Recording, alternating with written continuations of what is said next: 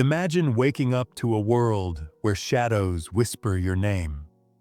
Not metaphorically, literally. The crack in the ceiling pulses like a heartbeat. The hum of the refrigerator evolves into a chorus of voices debating your worth. You try to scream, but your breath dissolves into the static of 1,000 untuned radios. This is not a nightmare. This is Tuesday. Now imagine being told this is your malfunction. A glitch in your brain, a chemical imbalance, a disease. But what if the voices aren't lies? What if they're the only truth-tellers in a world that demands you ignore the fissures in reality? What if psychosis isn't a collapse of sanity, but a rebellion against the fragile illusion we all agree to call normal? Here's the paradox. Society condemns madness as chaos, yet every breakthrough in human history, from art to science to revolution, was born of minds willing to question consensus. The line between genius and madness is a fiction we've drawn in shifting sand. Consider this: when you dismiss a hallucination as crazy, aren't you also dismissing the possibility that reality itself is a hallucination we've collectively agreed to uphold? You might recoil. That's not possible. Reality is solid. My desk exists. Gravity works. But why then do you dream? Why does grief distort time or love make fools of us all? Sanity, as you know it, is a fragile truce between perception and denial. Psychosis shatters that truce. It forces the mind to confront the raw, unfiltered data of existence, the cacophony of stimuli we normally edit into coherence. To the psychotic mind, the world is not broken, it's overexposed. But here's the cruelest twist: we punish those who see the cracks. We medicate, incarcerate, and pathologize, all to preserve the myth that our filtered reality is the only reality. Yet in doing so, we sacrifice the shamans, the visionaries, the ones who might decipher the static. What if the true madness isn't hearing voices, but pretending we don't? Consider the schizophrenic who hears a voice commanding them to burn the lies. To others, it's a delusion. But what if the lies are the unspoken rules that keep you small, obedient, disconnected from the terror and wonder of being alive? What if the voice is not a symptom, but a signal, a primal scream from the part of you that refuses to be tamed?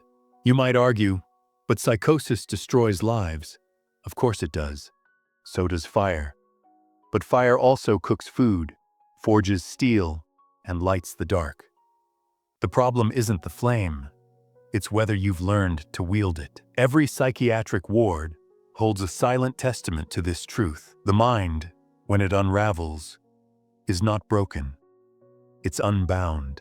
This is the great question gnawing at the edges of your sanity. What if the only difference between a mystic and a madman is the courage to stare into the abyss and write poetry about what stares back?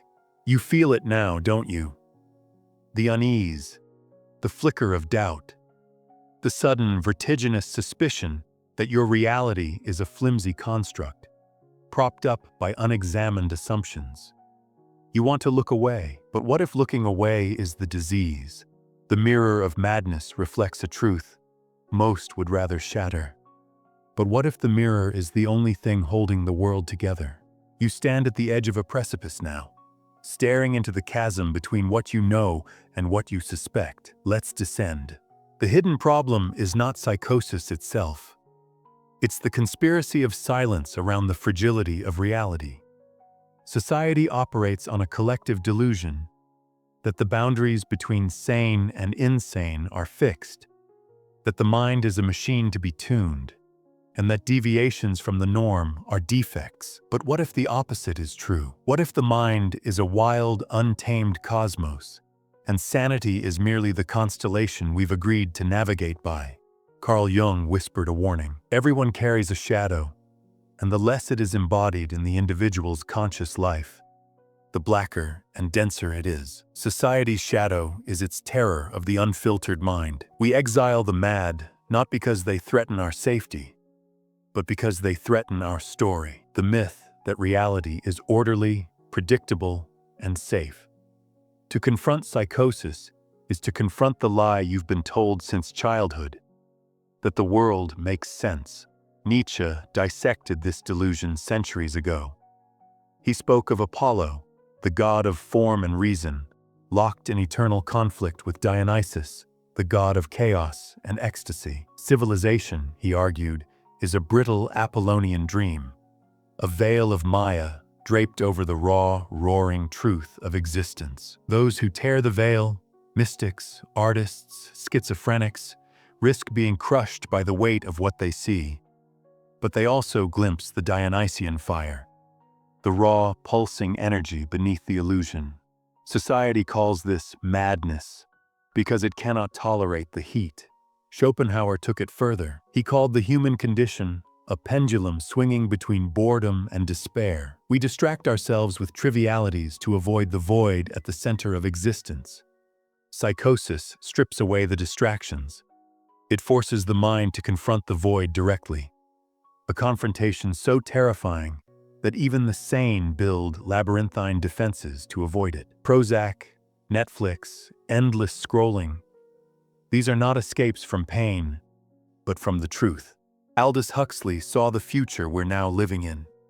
In Brave New World, he imagined a society numbed by soma, a drug that erases discomfort. Replace soma with antidepressants, social media, or consumerism, and the parable holds. We medicate not just the mad, but the existential ache all humans feel. We pathologize dissent, silence the dissonant, and call it compassion. But what if the greatest cruelty is not the voices in someone's head? It's the systemic gaslighting that tells them those voices are wrong. Jean-Paul Sartre might call this bad faith, the lie we tell ourselves to avoid freedom. To accept society's version of reality is to surrender your sovereignty as a consciousness. It's safer to be a cog in the machine than to confront the vertigo of infinite possibility. But psychosis shatters that safety. It's an existential revolt, a refusal to play along with the game. The sick mind is not broken. It's awake. And the awake cannot unsee what they've seen. Viktor Frankl, who survived Nazi death camps, wrote that despair is suffering without meaning. But what if psychosis is the ultimate search for meaning? The mind, deprived of familiar landmarks, begins to construct new ones. Symbols, patterns, voices. These are not errors, but desperate attempts to navigate a reality that has lost its map. The delusions of the psychotic are often profound metaphors. Being watched by cameras, paranoia as the shadow of surveillance culture, hearing divine voices, the yearning for connection in an age of isolation, or believing oneself a prophet, the hunger for purpose in a meaningless world. The hidden problem, then, is not within the individual. It's in the system that punishes them for mirroring its lies. Every time we silence a mad person, we silence a part of ourselves. We reinforce the Apollonian illusion. We trade truth for comfort, freedom for safety, and chaos for control. But as Nietzsche warned, whoever fights monsters should see to it that he does not become a monster. You feel it now, the cognitive dissonance. The world you thought was solid is melting. The crazy are not your enemies. They're your prophets. The drugs, the therapy, the locked wards, these are not cures, but concessions. Concessions to a reality too fragile to withstand its own reflection. But here's the most dangerous thought of all. What if the solution isn't to fix the psychotic mind, but to let it burn down the asylum? You recoil at the thought of burning down the asylum. Chaos would reign, you think. People need structure. They need protection from their own minds. But what if the asylum is the chaos? What if the walls meant to contain madness are the very things amplifying it? Let's trace the cracks. When a child hears voices, we medicate them into silence. When a teenager questions the absurdity of existence, we diagnose depression. When a visionary rails against systemic corruption, We dismiss them as unhinged. Each act of suppression reinforces a societal immune response. Contain the threat. Preserve the narrative. But what happens when the immune system attacks the host? Consider the epidemic of loneliness, the rise in antidepressant prescriptions, the hollow eyes staring into screens like zombies appeasing a digital god. These are not random ills. They're symptoms. Symptoms of a culture that has pathologized the human need for meaning, mystery, and transcendence. We've traded the Dionysian fire for a flickering LED glow. Cognitive biases collude with this suppression. The just world hypothesis whispers, if the mad are punished, it must be their fault. The confirmation bias assures us, sanity is order. Madness is chaos. Case closed. Even the Dunning-Kruger effect plays a role. The more you cling to the illusion of control, the less you see how deeply you're sleepwalking through life. Neurologically, the brain adapts to this suppression. Neuroplasticity, the mind's ability to rewire itself, becomes a weapon turned inward. Every silenced voice, every numbed emotion, every stifled question etches deeper ruts into the neural pathways. The brain learns to self-censor, pruning synapses that might lead to dangerous thoughts. You become a closed loop, recycling the same thoughts, the same fears, the same safe, sterile delusions. But the mind rebels in subtler ways. Have you ever felt the uncanny sensation of déjà vu? Or the eerie certainty that you're being watched? These are not glitches, they're residues. Echoes of the mind's attempt to reconcile what it knows, reality is a construct, with what it's told, reality is fixed. The brain, like a pressured boiler, vents steam through dreams, slips of the tongue, and irrational fears. Society calls these quirks. Psychotics call them evidence. Culturally, the consequences metastasize. Art becomes formulaic. Politics becomes theater. Religion becomes transactional. The visionary is replaced by the algorithm. The prophet is replaced by the influencer. We gorge on curated realities. Instagram filters, TikTok dopamine loops, AI-generated content, while the raw, unfiltered truth of existence festers in the shadows. The more we medicate the mad, the more we starve the collective imagination. History whispers a warning. The mystics who foresaw the fall of empires, the artists who shattered aesthetic norms, the activists who dismantled oppressive systems, they were all deemed mad first. Their insanity was a canary in the coal mine, signaling the toxicity of the status quo. But when we silence the canary, we don't just lose the song, we lose the warning. Now, consider the ultimate unseen consequence. Your own complicity. Every time you avert your eyes from a homeless person muttering to themselves, every time you scroll past a conspiracy theory without pausing to ask why it exists, every time you swallow a pill to mute your own existential dread, you reinforce the asylum's walls. You become both prisoner and guard. But here's the cruelest twist. The suppression creates the very crisis it claims to solve. The more we pathologize nonconformity, the more we alienate those who see the cracks. Isolation breeds desperation. Desperation breeds violence, and violence, whether self-inflicted or societal, is the final tragic proof that the system is broken. You feel it now, don't you? The weight of the unseen, the realization that your sanity is a performance, your reality a curated lie. The voices in your head are not gone.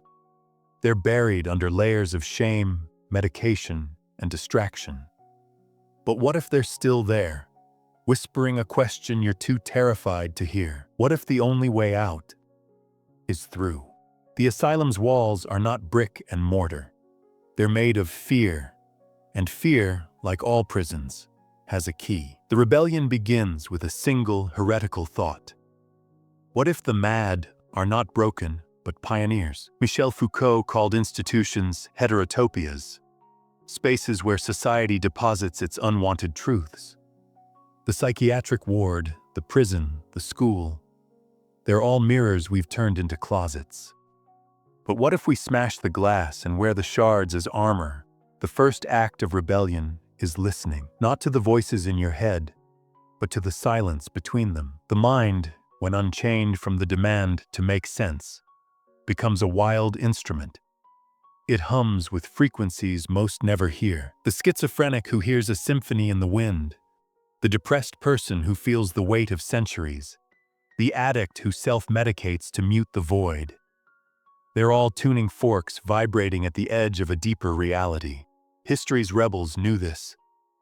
Vincent van Gogh, deemed insane for painting the turbulence of the sky, saw the stars as embers flung from a cosmic fire. His madness was a refusal to paint the world in pastels when he felt it in oil and blood. The surrealists, Dalí, Breton, Carrington, staged coups against rationalism, weaponizing dreams to expose the absurdity of the waking world.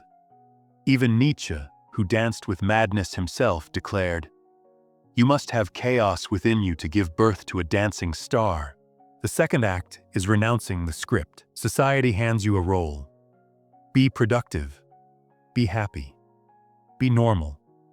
Burn the script. Terence McKenna, the psychedelic philosopher, spoke of reality tunnels, the subjective lenses through which we perceive existence. Most people never leave theirs. The psychotic mind, by contrast, is thrust into the raw data of reality. It doesn't see through a tunnel. It is the tunnel. The rebellion lies in choosing your tunnel consciously. Meditation, art, entheogens, or radical honesty, these are not escapes, but tools to dismantle the illusion of separation. The third act is reclaiming the shadow. Jung argued that integration, not eradication, is the path to wholeness. The voices, the paranoia, the delusions, they're not enemies. They're exiled parts of your psyche, screaming to be heard. The schizophrenic who believes they're Jesus isn't delusional. They're shouldering the crushing weight of saviorhood, a metaphor for the human burden of meaning. To heal is not to silence them, but to ask, what truth are you guarding? Consider the mystics. Rumi wrote of the wound where the light gets in. The Sufi poets turned psychosis into verse. The Buddhist monk Thich Nhat Hanh taught that the present moment is filled with joy and peace if you know how to look. Madness in this light is not a disease but a skill, the ability to see the cracks, and through them, the light. The fourth act is building a new asylum. Not a prison, but a sanctuary. A place where the mad are not patients but priests, where voices are not symptoms but sacraments. This is already happening. The Hearing Voices movement, led by voice hearers themselves, reframes psychosis as a meaningful experience. Psychedelic-assisted therapy helps patients navigate their inner worlds without judgment. Even AI is being used to decode the metaphors of psychosis, translating chaos into poetry. But the final act is the most radical, accepting that you are already free. The mind's rebellion is not a choice. It's a birthright. Every time you question a societal norm, every time you choose curiosity over fear, every time you let yourself feel the raw, unfiltered pulse of existence, you join the uprising. You've been told that sanity is a fortress. It's not. It's a spiderweb, fragile, intricate, and only as real as the light allows. The mad are not trapped in darkness. They're the ones holding the flashlight in the cave, daring to say, "Look what you've been missing."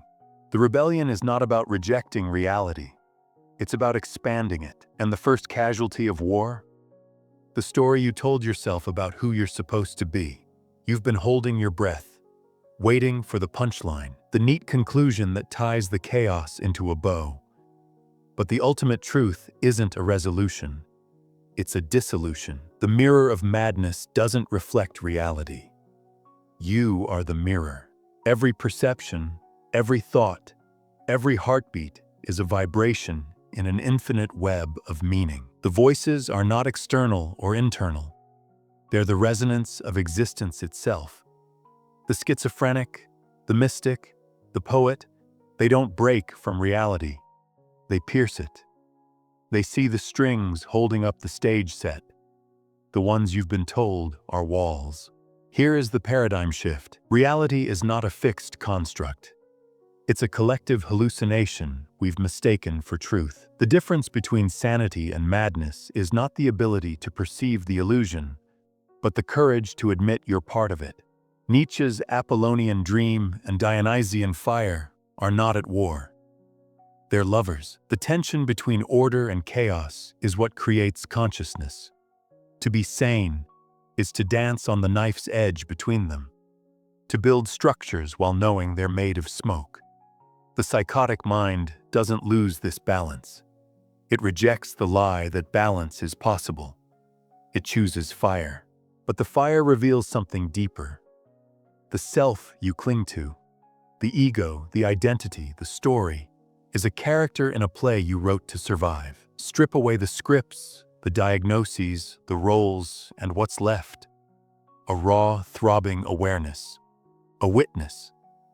The you that observes the chaos without flinching. This is the secret the mad guard at the cost of their freedom. The self is not a thing. It's a verb. A process of constant becoming. Huxley glimpsed this in his mescaline visions. He called it the world without Maya, where the ego dissolves into the Tao of physics, a unified field of energy, humming with potential. The psychotic mind doesn't invent this reality. It remembers it. The voices, the visions, the paranoia, they're not errors. They're echoes of the primordial scream that created the universe. And here's the final, terrifying gift of madness. The void you fear is the source of everything. Frankl's meaning isn't found in spite of suffering, but within it. The psychotic's despair is not a disease. It's an initiation. To stare into the abyss and realize, you are the abyss. And within you, galaxies are born. This is the rebellion's culmination, not to cure madness, but to transcend the need for sanity. To live in the tension between Apollo and Dionysus, structure and chaos, self and universe. To hold the fractured mirror and see not a dozen distorted faces, but a single truth. You are both the dreamer and the dream. The ultimate truth is not a revelation, it's a responsibility. To see the world as a hallucination and choose to love it anyway. To honor the mad as martyrs of the human experiment. To build a new asylum, not of walls, but of radical compassion. A place where the mind is not fixed, but freed. You feel it now.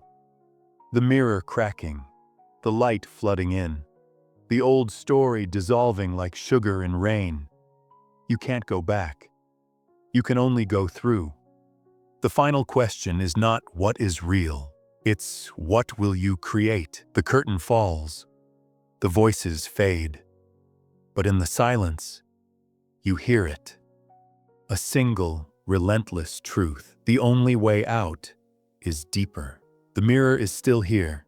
It's watching, waiting. Sound off in the comments. What truth did you see in the reflection? Share your most unsettling revelation about sanity, society, or the self. Then ask yourself, is this a comment or a confession? Subscribe to journey deeper into the fissures of the mind. The next installment arrives soon, and you won't want to miss it, especially if you've ever wondered whether you're the dreamer or the dream.